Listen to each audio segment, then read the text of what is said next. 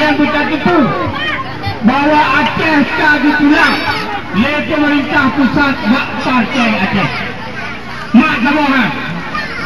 Jadi pemerintah pusat pulang Aceh hak partai kalilah yang lain kelambang.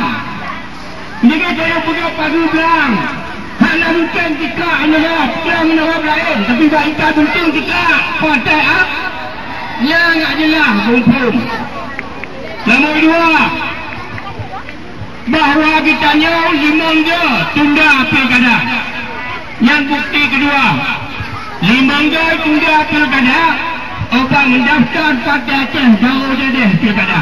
Yang bukti kedua, bahawa Jakarta, pemerintah Republik Indonesia pulang nanggung Acehnya kepada partai Aceh. Saya di Jakarta kaya boleh kita kata turut anak boleh kium bangai kita partai lain cabai lah bangai dah tak ubu bangai dah pambung.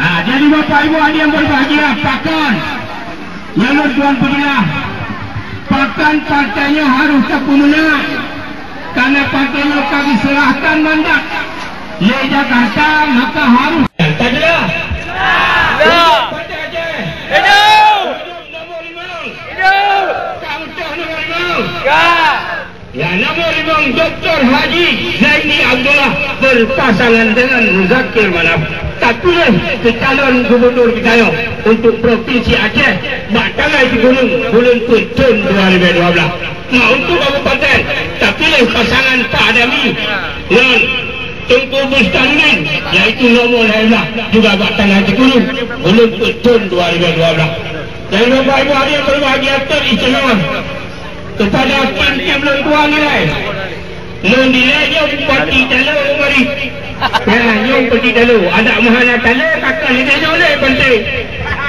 mai dia hana tu hidung menang nilai menang di Pantai menang Iskandar menang di Pantai dan Ilon cukup bangga dengan pasangannya malah tuan pengon barokan Pak Adami tapi karena kena Allah Ta'ala ulun sakit jantung maka lun mundur menteri adik ikanyo Tengku Bustanuddin dengan tuan.